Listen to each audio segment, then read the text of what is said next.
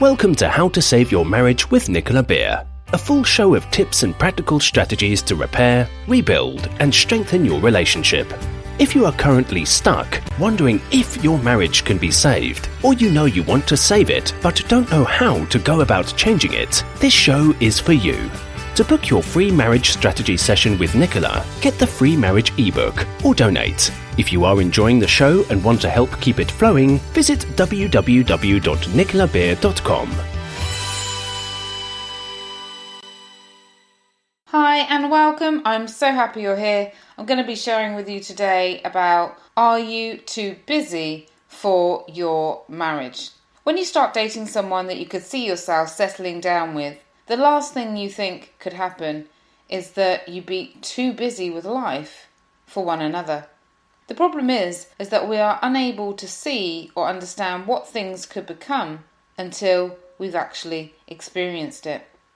We feel so in love and all about one another in the beginning that it's hard to imagine life any other way. And more than this, we cannot begin to imagine that because of being so busy. Being so busy can lead you and your partner to drift away from one another. Those awesome random date nights that you had, or the impromptu day lounging in bed, cuddling, can very easily be replaced and forgotten when things like work deadlines, household obligations, looking after children, or helping out extended family or friends come into the picture. You and your partner can gradually become too busy for one another, and in fact become too busy for your marriage and family life.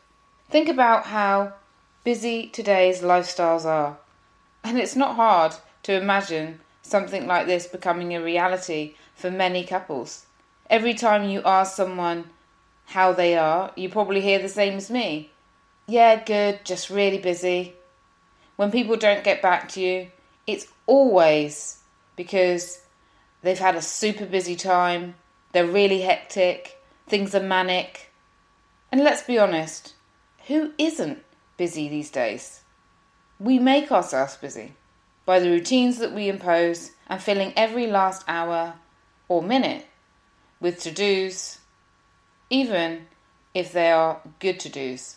For example, you can be busy in the pursuit of greater happiness, your individual social media and screen time, exercising, socializing, learning, and relaxing routines can put the relationship at home on a back foot. Having our own independency as two people in a relationship is definitely important, but being too busy for one another is the very opposite of good, and it can lead to serious deterioration in your relationship. Busy marriages don't look all the same either. Maybe you're a stay-at-home mum whose life is occupied with taking care of your little ones while maintaining the house and keeping things afloat. All attention perhaps has gone to the children. Or maybe you're a husband who goes to work early, comes home late at night, leaving no time for anything to do with the relationship. Or you could be an entrepreneur, juggling your work, kids, family, life balance, while your partner climbs the career ladder or spends long time focusing on something else also. Or you could be looking after your elderly or sick relatives. Or maybe one of you or both of you are preoccupied with an addiction, and this is taking over and taking time away from the marriage. The point is that you need to be able to recommit to your marriage by being able to make time for each other. And more importantly, you need to be able to see that you need to make that time. Because before you know it, one or both of you with busy schedules, these busy schedules can take over your life. And then when you've adapted to these busy schedules taking over your life, for some it can be really hard to change that, and they just are in the flow of everything being busy all the time and completely ignoring each other, completely ignoring each other's needs and the couple time that is needed within the relationship. Being busy to that extent also takes a toll on you both mentally and physically. It's just plain tiring. And being that tired that often can lead one or both couples to not having the energy or the mental capacity to interact with each other. So it becomes this vicious cycle.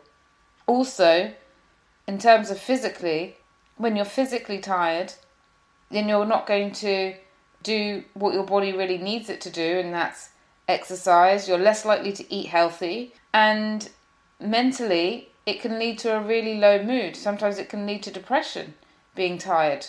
So whilst it's important to achieve your lifestyle objectives that you're working towards, keeping in mind that not working on the relationship is also going to have repercussions for your overall health and well-being.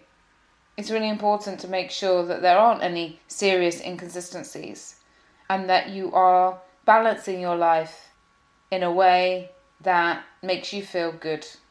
11 months back, I had a couple book a free Save My Marriage consultation with me. These are the consultations that I offer people who are looking to change their relationship. They want to ask me any questions about how to go about changing their relationship, whether they're changing the relationship on their own or working together as a couple. They're 20 minutes now because I've got so busy I've had to sort of shorten them. But if you would like to have a session, feel free to go to my website and book a time with me. So this couple had this session with me 11 months ago, and they'd said that over the years they'd become busier and busier and they weren't really communicating at all. They said they weren't arguing, but they weren't connecting. They were passing each other like ships in the night. They had not had sex in months and they were drifting apart. And we discussed my 6-session one-to-one program and my audio program. And they said that they really wanted to go for both, that they thought that it sounded exactly what they needed, and then that they would sign up that day. So I was like, great. I sent them the welcome letter, and then I didn't hear anything. They disappeared. So naturally, I thought, okay, they've changed their mind. Fair enough. I knew they wouldn't go to marriage counselling because they already said that they'd tried marriage counselling and it had made things worse for them. And I just thought, okay, well, maybe they are going to be working on it together. And so they disappeared, and I don't chase people if they don't want to work at this time. It's got to be right, so I left it. And then 2 weeks ago, the husband got back in touch with me to say that they did really want to do it at that time, and they were planning to do it, but they just got too busy to book it, too busy to dedicate the time for those 6 sessions. And now his wife had had an affair, and could I help them? And, they were really shocked at just how busy they had made their lives that they couldn't fit in 6 sessions. They couldn't fit in the time to book these sessions and to make this effort. And now they're dealing with the aftermath of an affair. Thankfully, they are now committed to definitely doing those 6 sessions. We've already done half of them. And already they found a great difference. Because when you start putting focus on connection, when you start making time for the marriage, when you start making time for each other, lots can change. And so in the sessions we focused on how to create lasting actions that create lasting connection and time for one another. Because there is no point in talking about things and going round and round in circles without any action. And there's no point in committing to actions that you can't sustain, overcommitting yourself. When couples do this and change things on their own, they often find that they soon slip back into their old habits and the changes never last. And that's because they were trying to do too much and it was unrealistic. So it's got to be the right balance. And that's really what I take couples through. So think about what is the right balance for you in your relationship. What things can you do on a consistent basis that feels good and that's going to bring you closer together? The second part of the program is focusing on clearing negativity and resentment and how to communicate in a completely different way. Because once couples learn how to communicate in a different way, when busyness comes up, they can address it. And they can also let go of being annoyed about the busyness from the past affecting the relationship now. So I recommend if you're going to go it alone, then you look at all of these areas. You look at rebuilding the connection, you look at changing the way you communicate, and you look at clearing the negativity and resentment. And I've got loads of other episodes on those, so do check those out. Also in my audio program, it takes you step by step by step in clearing the negativity and resentment, really getting marriage success communication tips, and how to maintain a lasting closeness with action. Because the truth is today, we are always busy. There is always more and more things to do. The to-do list always grows. I don't know about you. Years ago, I had a dream that I'll finish my to-do list when I first set out in my own business. And then I realised, thankfully, that the to-do list is never ever going to be finished. It's always going to be having things added to it. And life is about managing the to-do list and not letting the to-do list manage us.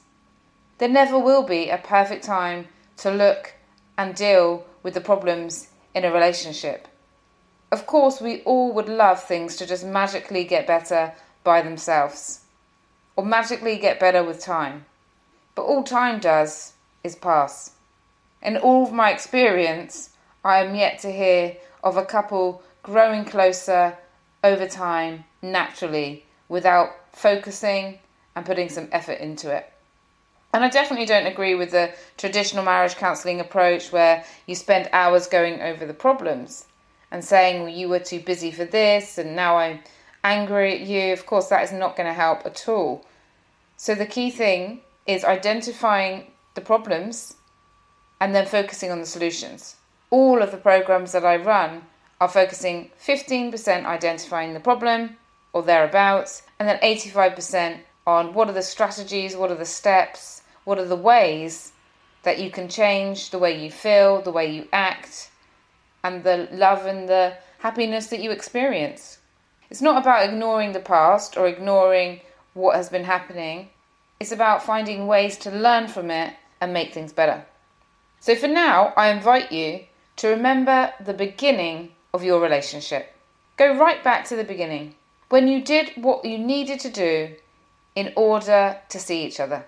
Whether that was catching a breakfast or a lunch together, stepping out of a work meeting to send a text message or leave a voicemail, you made time for each other. Recommitting to your spouse means making time for what is important to each other and listening to what is important to each other if you're unsure. And while it may not be possible every day because work deadlines and work obligations and home activities are unavoidable, the important thing is to make time to see each other, to be with each other as often as possible throughout the day and the week. And you'll both benefit from it, and it will help bring you closer together. And if you're a couple where one person works away and you have a long distance relationship, then this is even more precious. Making time for that communication, making time for each other when you do have the chance to reconnect. Think about all of the things that you get done every week. Maybe it's things at work or in the home. And you get them done because you have a rule in your head, an absolute rule that you must do them. It's a must. For example, getting the children ready for school. Of course, that is a must. And taking them there on time, making sure they get there on time. Making sure you eat is a must. And see if you can apply that same principle to your marriage. And make sure that your marriage time is a must. And it gets the attention it deserves. Adam signed up with me to save his marriage 6 months back because his wife had asked for a divorce. He wanted to know how to return it around quickly, and as soon as he started making his relationship a priority and dropped his neediness behaviour, which I pointed out to him because he had flipped from being so busy and then being so needy, his wife forgave him, found him attractive again, and they reignited their love and connection. His wife then also wanted online sessions, and we went through those 3 key steps that I mentioned to you, the connection, the clearing negativity and resentment, and the communication, and now they're the happiest that they've ever been. But Adam is still really, really scared that he might revert back to his old ways, as he knows that he can be a workaholic. So he still chooses now, even though the relationship is the happiest it's ever been, to have a monthly check-in call with me to update me on his marriage actions to keep the momentum going. So having someone or each other to hold you accountable can work great wonders in your relationship. We do it in fitness or business. In fitness or business, we often have coaches and mentors that hold us accountable. And the same can work really well in the relationship. So if you know you're a person that likes to be held accountable, if you know you're a person that likes to have a mentor or someone to share what you're doing and get feedback and advice, then consider giving yourself the benefit of getting some support or holding each other accountable. Having a weekly or a monthly or a quarterly meeting can also really work well in a relationship, because we don't want to let something as important as our family life and happiness just drift. And that's often what happens when people become so busy in life. They just let their relationship life drift. And now I'm just going to give you a few tips and ideas to keep in mind to give your marriage the importance it deserves. The first is really simple, and that's just to remember that your marriage is important. Of course, it's challenging at times, it has its ups and downs, but a happy and peaceful and loving home is well worth it. So is your partner. If they weren't important to you, you probably would have not fallen in love in the first place. So making love a priority is definitely not an easy path in this busy world we live in, yet rewarding when you put in the work that it needs. Regular date nights and surprising your partner with acts of appreciation can go a long way. Sending them a song or leaving them a love note in their wallet can be something that brightens up their whole week. Remember to cherish each other and remember the importance of having a happy home life for you and any children. It's key. The next tip is really to guard your alone time. This is especially appropriate if you have children or a busy work schedules or family commitments. It's so easy to get up in the day-to-day routine of life, but by making that dedicated effort to schedule in you time, you are showing each other and yourself that your love matters. And this is an important action to take, as closeness can grow and foster. And if you maintain this positive mindset and keep your relationship a priority, you will both put in more attention and affection and feel so much better for it. I really recommend as well not cancelling your alone time. If you have to change it, then make sure you reschedule it. I also like to say to couples that I work with to try to focus on having a minimum of 10 hours a week alone time together. A few hours in the evening and some time on the weekend. What also really helps when it comes to couple time is that you're both on the same page about what you want to happen during this time. It's no good one of you thinking that couple time is watching TV together and the other one thinking that that is a waste of time and that they could be getting other things done. Make sure that alone time is engaging and meaningful. Agree what you will do and make sure you have time for talking and touching, which is key for closeness. Both of you need to understand the other's expectations so that you can really enjoy the alone time and make it happen more and more regularly. Because the more enjoyable it is, the more likely you're going to want to do it as well. The next thing is to really focus on the positive. Are you the one wanting more attention in your relationship from your husband or wife? Are they not giving you any time? Do you bring it up to them? And when they start to change, do you appreciate what they are giving you? Or are you ungrateful? Sometimes I work with men and women who are very much focused on the negative and what they're not getting. Even when they're with each other, they worry about the fact that it's not enough. If you only get an hour to have dinner, really spend that time connecting. If you or your partner works a May, make sure that moments that you have together are special, instead of worrying that it could be over soon or that it's not enough time. I've helped hundreds of people with this, And when they find that they let go of negativity, they are so much happier, having a good laugh with their partner and feeling desired as well. And that brings me to intimacy. Intimacy is really important. Life can get so busy that we are left feeling like we don't even want to be intimate with our partners.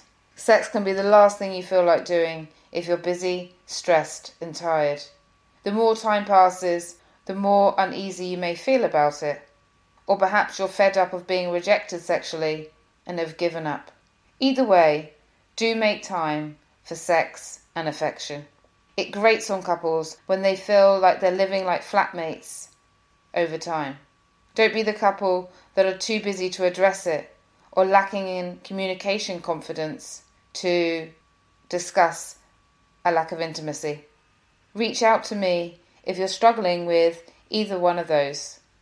So many times couples come to me and they say it's been months, it's been years, and they wish they had the confidence to say something.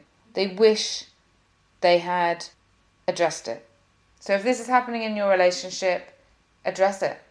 And if you want some tips on how to address it, do reach out to me. You can book that call with me on my website and I can talk you through how I help men and women in that situation. Your life may have changed, but intimacy must remain a very important dynamic in a relationship for lasting happiness. If you have a low sexual libido and wondering how to increase your sexual desire, then I run sessions to help individuals or couples with that, using a combination of actions to create a higher libido as well as hypnotherapy. And if you're even too nervous to speak to me and you want to keep it completely private, then I have a hypnotherapy bundle, a sexual boost hypnotherapy bundle, one for women, one for men, that can really start to change this area in your lives. Many women find the toll of childbirth can have a big impact in their sexual desire. Men and women share with me that they've lost body confidence because they've put on weight or they've got older, and this has had an impact on their sexual desire. And this can all be changed with the right support and the right steps. And then there are fears. Fears can develop that block a couple's sex life. Fear for men about sexual performance, and then there's financial stress, work stress, children stress that can create an emotional distance, and this emotional distance leads to a physical distance. And then there are some people that I work with that have such a fear of not having sex, and this causes them to put so much pressure on their partner. And they often feel that they can't help but put pressure on their partner because it's so important to them, and they can become a little bit obsessed with it.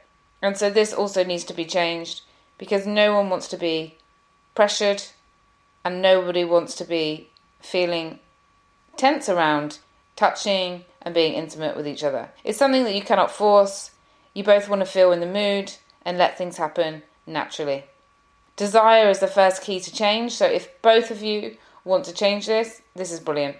That is often all it needs for couples to reignite and to create a loving, passionate sex life. So if you do have any questions for me, then do visit my website. I'll be happy to answer you. And do check out the links that I'm going to be providing with this show. I have my 7 secret ebook, which has the 7 secrets to saving your marriage. This is the most popular free giveaway that I have. I get feedback all the time that my emails and that the 7 secrets are really, really powerful. And I also have my webinar, which is 1 hour and 20 minutes, and it talks about how to transform your relationship. Both are free, so do check out the links for those 2 items. From my heart to yours, I hope you've enjoyed this episode. I hope it's made you think, and I hope you become less busy with your to-do list and more busy making yourselves and your love life happier. Take care. Bye. Thank you for listening to How to Save Your Marriage with Nicola Beer. To book your free marriage strategy session today, you can visit www.nicolabeer.com, where you can also get the free marriage fixing ebook, request a topic for the show, and make a donation if the show has been of benefit to you and you want to help keep it going.